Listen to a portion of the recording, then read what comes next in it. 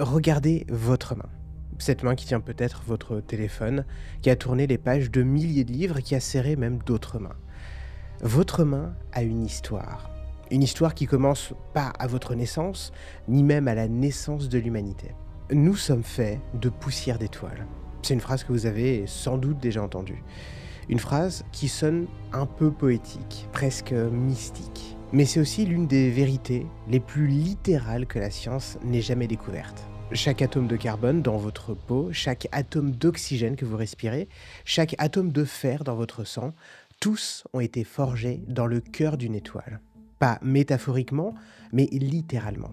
Votre corps est un assemblage d'éléments qui ont voyagé à travers l'espace et le temps, qui ont survécu à des explosions stellaires et qui ont même traversé le vide de l'univers pendant des milliards d'années avant de finir par se retrouver organisés en vous. Mais comment est-ce que c'est possible? Comment est-ce que nous sommes passés d'étoiles lointaines à des êtres conscients, capables de se poser la question de sa propre origine? Et surtout, qu'est-ce que cette découverte nous apprend sur notre place dans l'univers? Pour comprendre, il va falloir remonter le temps, très loin, jusqu'au tout début de l'histoire. Parce que l'histoire de vos atomes, c'est aussi l'histoire de l'univers lui-même. Notre histoire commence il y a 13,8 milliards d'années. À cette époque-là, l'univers tout entier tenait dans un point plus petit qu'une tête d'épingle. Tout ce qui existe aujourd'hui, donc les galaxies, les étoiles, les planètes, vous et moi, était concentré dans cet espace minuscule. Et puis, d'un coup, quelque chose s'est produit. Une expansion si rapide qu'en une fraction de seconde, l'univers est devenu plus grand qu'un terrain de football, puis plus grand qu'une ville, puis enfin plus grand qu'une planète tout entière. Pour vous représenter, c'est un petit peu comme si vous gonfliez un ballon, mais que ce ballon grandisse si vite qu'en un clin d'œil, il devienne plus grand que la Terre.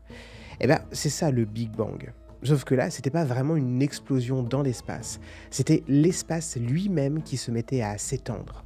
Et dans cette fournaise primordiale, il y faisait plus chaud que dans le cœur de n'importe quelle étoile. Si chaud que même les atomes ne pouvaient pas encore exister. Il n'y avait que de l'énergie pure et des particules fondamentales qui dansaient dans ce chaos cosmique. Mais voilà ce qu'on peut remarquer. Dans ce chaos apparent, il y avait déjà des règles qui allaient gouverner tout le reste de l'univers. En fait, 4 forces fondamentales. La gravité, l'électromagnétisme, la force nucléaire forte et la force nucléaire faible. Tout était déjà en œuvre, même si elles étaient unifiées dans des conditions qu'on a pour l'instant encore du mal à imaginer. Donc, comme on l'a dit, l'univers grandissait très vite. Sauf qu'en grandissant, il se refroidissait. C'est un principe fondamental. Quand un gaz se détend, il refroidit. Vous l'avez d'ailleurs peut-être déjà remarqué en utilisant une bombe de déodorant. Quand le gaz sort, il est très froid. Sauf que ici, c'est l'univers tout entier qui se refroidissait. Et au bout de quelques minutes, alors quelques minutes seulement, la température avait assez baissé pour que les premières particules commencent à se coller ensemble. Les protons et les neutrons ont commencé à former les tout premiers noyaux atomiques, principalement de l'hydrogène et de l'hélium. Cette phase s'appelle la nucléosynthèse primordiale, et elle n'a duré qu'une vingtaine de minutes. Mais ces 20 minutes ont été extrêmement cruciales dans l'histoire de l'univers, parce que c'est là que se sont déterminées la composition chimique de base de tout ce qui a formé l'univers. Environ 75% d'hydrogène et 25% d'hélium. Et cette proportion, on la retrouve encore aujourd'hui partout dans l'univers, même dans les régions les plus reculées. Mais attention, à cet instant précis, on n'avait encore que des noyaux, pas d'atomes complets. Pourquoi? Parce qu'il y faisait encore trop chaud pour que les électrons restent accrochés aux atomes. C'était un petit peu comme si on essayait de coller des aimants ensemble dans un mixeur en marche. Les électrons étaient là, mais ils finissaient dans tous les sens, trop agités par la chaleur pour se laisser capturer. Pendant 380 000 ans, l'univers est resté dans cet état, une sorte de brouillard opaque, où la lumière ne pouvait pas voyager. Imaginez un brouillard si épais que vous ne voyiez pas à 2 mètres. Sauf qu'ici, c'était l'univers tout entier qui était dans ce brouillard. La lumière ne pouvait pas voyager plus de quelques centimètres sans être absorbée et réémise dans une direction aléatoire. Cette période s'appelle l'époque de la recombinaison, même si, pour le coup, le nom est un petit peu trompeur parce que les électrons et les noyaux n'étaient jamais encore combinés auparavant. Mais c'est ce nom qui est resté. Et puis, quand l'univers s'est suffisamment refroidi, à environ 3000 degrés, alors ce qui reste très chaud mais suffisamment, quelque chose de fondamental s'est produit. Les électrons se sont enfin laissés capturer par les noyaux et les premiers atomes complets venaient de naître. Et à ce moment-là, soudain, comme si quelqu'un venait d'allumer la lumière dans une pièce sombre, l'univers est devenu transparent. Pour la première fois depuis le Big Bang, la lumière pouvait voyager librement dans l'espace. C'est la première fois que l'univers voyait clair. Cette lumière qui se libère à ce moment précis, on peut encore la détecter aujourd'hui. Elle nous parvient dans toutes les directions, refroidie par des milliards d'années d'expansion. De 3000 degrés, elle est passée à 2,7 degrés au-dessus du zéro absolu. C'est ce qu'on appelle le fond diffus cosmologique. C'est la plus vieille lumière de tout l'univers. Quand vous regardez la neige dans un vieux téléviseur, environ 1% de cette neige, c'est du fond diffus cosmologique. Vous regardez littéralement l'écho du Big Bang. Mais ce qui est fascinant dans cette lumière, ce sont les infimes variations de température qu'elle révèle. Des fluctuations de quelques millionièmes de degrés seulement. Ces petites rides dans le tissu de l'univers naissant, c'étaient les graines de tout ce qui allait suivre. Ces fluctuations ne sont pas apparues par hasard. Elles ont une origine quantique. Dans les tout premiers instants de l'univers, les fluctuations du vide quantique ont été amplifiées par l'inflation cosmique et transformées en variations de densité à échelle cosmique. C'est l'un des liens les plus profonds entre la physique quantique et la cosmologie. Après cette première lumière, l'univers est entré dans ce qu'on appelle les âges sombres. Pendant plusieurs centaines de millions d'années, il n'y avait aucune source de lumière, à part le fond diffus cosmologique qui s'estompait peu à peu. L'univers était plongé dans l'obscurité totale. Mais dans cette obscurité, quelque chose travaillait en silence, la gravité. Vous savez, cette force qui fait tomber les pommes sur Terre. Mais à l'échelle cosmique, la gravité est un sculpteur patient et implacable. Elle a commencé à tirer la matière vers les régions les plus denses. Lentement, très lentement, elle a construit une sorte de gigantesque toile cosmique. Des filaments de matière qui s'étendent sur des millions d'années-lumière, séparés par d'immenses vides. Si vous pouviez voir l'univers d'en haut, il ressemblerait à une sorte de gigantesque éponge, ou à une sorte de toile d'araignée géante.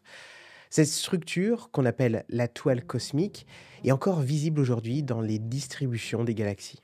Mais il y a un mystère dans cette histoire, parce que les observations récentes, notamment celles du télescope James Webb, nous montrent que les galaxies se sont formées beaucoup plus vite que nos modèles le prédisaient.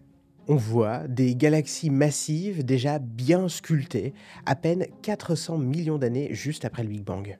Comment est-ce possible ? Parce que selon nos calculs, la gravité de la matière ordinaire ne devrait pas suffire à assembler des structures si complexes si rapidement. Le problème, c'est que la matière ordinaire était encore couplée au rayonnement, ce qui l'empêchait de s'effondrer efficacement. L'hypothèse que font certains scientifiques, c'est qu'il devait y avoir des architectes invisibles à l'œuvre. Quelque chose qu'on appelle aujourd'hui la matière noire. La matière noire, c'est l'un des plus grands mystères de l'univers. On sait actuellement toujours pas ce que c'est. On ne peut pas la voir, on ne peut pas la toucher, mais elle est partout. Elle représente environ 85% de la matière de l'univers. Imaginez que vous regardiez une ville de nuit et que vous ne voyez que les lumières des fenêtres. Vous pourriez deviner qu'il y a des bâtiments, des rues, toute une architecture invisible qui soutient ces lumières. Eh bien, c'est exactement ça, la matière noire. L'architecture invisible de l'univers. La matière noire n'interagit pas avec la lumière, d'où son nom. Elle ne ressent que la gravité. Mais cette propriété, qui pourrait sembler être un handicap, est en fait un avantage énorme pour la formation des structures cosmiques. Pendant que la matière ordinaire était encore couplée au rayonnement et du coup ne pouvait pas s'effondrer efficacement, la matière noire, elle, était déjà libre de s'agréger sous l'effet de sa propre gravité. Ces structures invisibles ont agi comme des échafaudages, des moules dans lesquels la matière ordinaire a pu s'effondrer beaucoup plus rapidement. Les simulations numériques montrent que sans la matière noire, les premières galaxies n'auraient pas pu se former qu'après plusieurs milliards d'années, pas en quelques centaines de millions seulement. La matière noire explique aussi pourquoi est-ce que les galaxies tournent si vite sans se disloquer. Les étoiles en périphérie des galaxies spirales tournent à la même vitesse que les étoiles au centre, ce qui, normalement, est impossible avec la seule matière visible. Il faut une sorte de halo de matière noire pour maintenir la cohésion gravitationnelle. Et au sein de ces halos de matière noire, les nuages d'hydrogène et d'hélium ont commencé à s'effondrer sur eux-mêmes. La gravité compresse le gaz, et plus il se comprime, plus il chauffe. C'est exactement le même principe que quand vous gonflez un pneu de vélo. La pompe chauffe parce que vous comprimez l'air. La seule différence, c'est qu'ici, la compression est bien plus extrême. Au centre de ces nuages, la température et la pression sont devenues si intenses que les noyaux d'hydrogène, normalement repoussés par leur propre charge positive, ont été forcés de fusionner. C'était l'allumage des premières étoiles. Ces étoiles de première génération étaient des monstres absolus. Elles faisaient entre 100 et 1000 fois la masse de notre Soleil. Pour vous donner une idée de leur taille, si l'une de ces étoiles de 300 masses solaires remplaçait notre Soleil, sa surface s'étendrait au-delà de l'orbite de Mars. Elle brillerait des millions de fois plus fort que notre Soleil, avec des températures gigantesques à sa surface, de 50 000 degrés à 100 000 degrés contre les 5500 degrés de notre Soleil.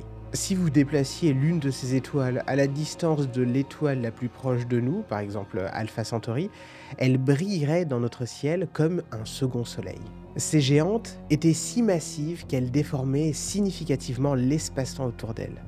Un proton émis à sa surface mettait plusieurs heures à s'échapper de leur champ gravitationnel, contre 8 minutes pour un photon solaire. Mais ces géantes vivaient des vies très courtes et très intenses, quelques millions d'années seulement, ce qui est un clin d'œil à l'échelle cosmique. Notre Soleil, lui, vivra 10 milliards d'années. Ces étoiles primitives brûlaient leur carburant 1000 fois plus vite parce que la pression de radiation nécessaire pour contrer leur gravité énorme nécessitait des taux de fusion phénoménaux. Dans leur cœur brûlant, ces géantes accomplissaient quelque chose de fondamental pour notre histoire. Elles transformaient l'hydrogène et l'hélium primordial en éléments plus lourds, en carbone, en oxygène, en néon, en magnésium, en silicium et en fer. Pour la toute première fois de l'histoire de l'univers, de nouveaux éléments voyaient le jour. C'est dans ces fourneaux stellaires que naissaient les briques de la complexité. Parce que sans le carbone, pas de molécules organiques. Sans oxygène, pas d'eau. Sans silicium, pas de roche. Sans fer, pas d'hémoglobine.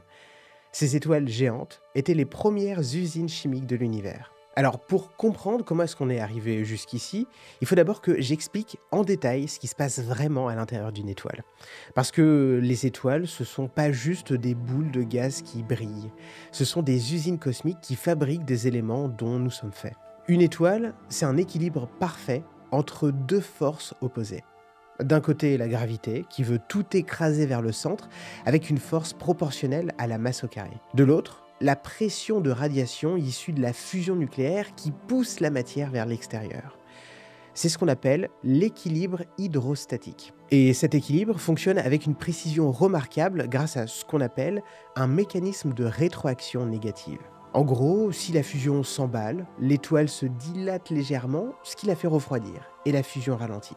Si elle faiblit, eh bien c'est la gravité qui prend le dessus, ce qui compresse le cœur, ce qui le réchauffe, et du coup la fusion s'accélère. Et cette autorégulation thermique est si efficace qu'elle maintient la température du cœur solaire à 15 millions de degrés, avec une précision de quelques pourcents sur des milliards d'années. C'est techniquement plus stable que n'importe quel thermostat humain. Mais au fil du temps, il y a quelque chose qui va changer à l'intérieur de l'étoile. Parce que l'étoile va épuiser son carburant nucléaire. Et c'est là que va commencer une course contre la montre, une course qui va déterminer le destin de tous les éléments chimiques de l'univers. Au début de sa vie, elle fusionne l'hydrogène en hélium dans son cœur par deux processus principaux, la chaîne proton-proton et le cycle CNO. Dans ce qu'on appelle le cycle CNO, le carbone, l'azote et l'oxygène agissent comme des catalyseurs pour accélérer la fusion de l'hydrogène. Cette phase dure environ 7 millions d'années. Le cœur atteint des températures de 40 millions de degrés. La fusion se déroule à un rythme soutenu mais contrôlé. L'étoile convertit 600 millions de tonnes d'hydrogène en hélium chaque seconde. Mais quand l'hydrogène du cœur est épuisé, l'étoile se retrouve face à un problème. Plus de carburant, plus de fusion, et donc plus de pression pour contrer la gravité. Le cœur commence à s'effondrer sous son propre poids. Mais comme on l'a déjà dit tout à l'heure, en s'effondrant, il chauffe selon la loi des gaz parfaits. Et quand il atteint 200 millions de degrés, alors quelque chose de nouveau commence à se produire. L'hélium commence à fusionner par le processus qu'on appelle triple alpha. En gros, 3 noyaux d'hélium se combinent pour former un noyau de carbone 12. Ce processus est remarquablement improbable. Il faut que 3 particules se rencontrent presque simultanément, ce qui est statistiquement extrêmement rare. Après, heureusement, les densités stellaires sont si élevées que même cet événement improbable se produit régulièrement. Cette phase ne dure que 500 000 ans. C'est déjà 4 fois plus rapide que la fusion de l'hydrogène. Pourquoi? Eh bien parce que la fusion de l'hélium nécessite des températures beaucoup plus élevées et à ces températures, les réactions vont exponentiellement plus vite. L'étoile commence maintenant à ressembler à une sorte d'oignon géant avec des couches concentriques de compositions différentes. Au centre, un cœur de carbone et d'oxygène. Autour, une couche où l'hélium fusionne. Et plus loin, une couche où l'hydrogène fusionne encore. Et à la périphérie, une enveloppe convective qui transporte l'énergie vers la surface. Ensuite, c'est au tour du carbone. Quand l'hélium du cœur est épuisé, le cœur s'effondre à nouveau et chauffe à 600 millions de degrés. Et le carbone commence lui aussi à fusionner. Le processus est complexe, donc 2 noyaux de carbone 12 fusionnent pour former du magnésium 24, du néon 20 ou du sodium 23, selon les voies de réaction. Le processus ne dure que 600 ans, ce qui équivaut à la Renaissance jusqu'à nos jours. L'accélération devient dramatique. Et puis, c'est au tour du néon. Le processus principal est la photodésintégration. Les photons gamma de haute énergie brisent les noyaux de néon 20 en hélium 4 et en oxygène 16. Puis, l'hélium fusionne avec d'autres noyaux de néon pour former du magnésium. Cette fois-ci, la température monte jusqu'à 1,2 milliard de degrés. Et cette phase ne dure qu'un an. Puis c'est au tour de l'oxygène. 2 noyaux d'oxygène fusionnent pour former du silicium, du soufre, du phosphore. Ici, la température monte jusqu'à 1,5 milliard de degrés. Et cette période ne dure que 6 mois seulement. Et enfin, le silicium. Ici, le processus change complètement. Au lieu de fusion directe, on a un processus qui s'appelle la combustion du silicium, où les noyaux de silicium capturent des particules alpha pour former progressivement tous les éléments jusqu'au fer. La température est de 2,7 milliards de degrés, et cette phase ne dure qu'une journée. Cette accélération s'explique assez simplement avec la physique nucléaire. En gros, plus les noyaux sont lourds, plus la barrière de répulsion électrostatique est élevée. Donc il faut des températures exponentiellement plus élevées pour surmonter cette barrière. Et plus la température est élevée, plus les réactions vont vite. En gros, c'est un cercle vicieux. L'étoile brûle ses réserves de plus en plus vite dans une course effrénée contre sa propre mort gravitationnelle. Et puis, elle atteint le mur absolu, le fer 56. Le fer 56, c'est le noyau le plus stable de tout l'univers. Sa fusion ne produit pas d'énergie, au contraire, ça en consomme. Sa fission aussi consomme de l'énergie. Donc c'est une impasse énergétique absolue. Quand le cœur de l'étoile est entièrement composé de fer, alors la fusion s'arrête brutalement. Et du jour au lendemain, le thermostat nucléaire est entièrement coupé. Plus rien ne s'oppose à la gravité. Et là, c'est la catastrophe. Sans la pression de radiation pour la soutenir, la gravité l'emporte de manière spectaculaire. Le cœur de fer, qui fait la taille de la Terre et contient 1,4 fois la masse du Soleil, s'effondre sur lui-même en moins d'une fraction de seconde. En moins d'une fraction de seconde, il passe de la taille de la Terre à celle d'une petite ville de 20 km de diamètre. La vitesse d'effondrement atteint 3000 km par seconde, ce qui représente 10% de la vitesse de la lumière. La densité devient si extrême qu'une cuillère à café de cette matière pèserait autant que le mont Everest. À ces densités inouïes, la matière change d'état. Les protons et les électrons se sont écrasés les uns contre les autres pour former des neutrons. C'est de la matière dans un état que nous ne pouvons reproduire nulle part sur Terre, plus dense que les noyaux atomiques eux-mêmes. Cet effondrement est si violent qu'il rebondit sur lui-même quand la densité atteint celle du noyau atomique. La matière devient incompressible, comme une balle de ping-pong qu'on écrase et qui reprend sa forme d'un coup. Et cette onde de choc surpuissante souffle les couches externes de l'étoile dans l'espace à des vitesses de plusieurs milliers de kilomètres par seconde, en libérant en quelques secondes plus d'énergie que notre Soleil n'en produira en 10 milliards d'années. C'est ce qu'on appelle une supernova. Pendant quelques semaines, cette explosion brille plus que sa galaxie entière, plus que les 100 milliards d'étoiles qui l'entourent. Si une supernova explosait à 25 années-lumière de nous, elle brillerait dans notre ciel comme un second soleil, visible même en plein jour. Et c'est dans l'énergie phénoménale de cette onde de choc que se produit quelque chose de crucial pour notre histoire. Tous les éléments plus lourds que le fer, l'or de nos bijoux, l'iode de notre thyroïde, l'uranium de nos centrales, sont créés dans ces quelques secondes d'apocalypse stellaire. Ce processus s'appelle la capture rapide de neutrons. Dans le chaos de l'explosion, la densité de neutrons libres devient si élevée que les noyaux de fer sont bombardés par un déluge de neutrons si intense qu'ils n'ont pas le temps de se désintégrer entre deux captures. Ils grossissent rapidement en formant des isotopes très riches en neutrons, puis se désintègrent en cascade pour former tous les éléments lourds du tableau périodique. Et c'est comme ça que naissent l'or, le platine, l'uranium et tous les éléments plus lourds que le fer. En quelques secondes, une supernova produit plus d'éléments lourds que notre Soleil n'en produira en 10 milliards d'années de vie. Et toute cette matière, qui sont à la fois issues des différents soleils qui se sont éteints, mais aussi des supernovas, c'est ce qui, des centaines de millions d'années plus tard, a fini par former des planètes, dont la Terre. Alors oui, nous sommes faits de poussière d'étoiles. Mais quand on se penche sur ce que la science nous raconte, l'histoire est encore plus belle, encore plus vertigineuse. Parce que nous ne sommes pas juste faits de poussière d'étoiles. Nous sommes les enfants de la soupe primordiale née du Big Bang. Nous sommes les héritiers de la première lumière de l'univers. Nous sommes l'écho d'une supernova qui a explosé il y a des milliards d'années. Cette phrase, « Nous sommes faits de poussière d'étoiles », nous rappelle que nous ne sommes pas simplement des êtres terriens, que la Terre n'a pas toujours existé, que nous sommes les porteurs d'une histoire qui nous dépasse et qui nous transcende. Une histoire qui remonte à la nuit des temps, au tout premier instant de l'univers.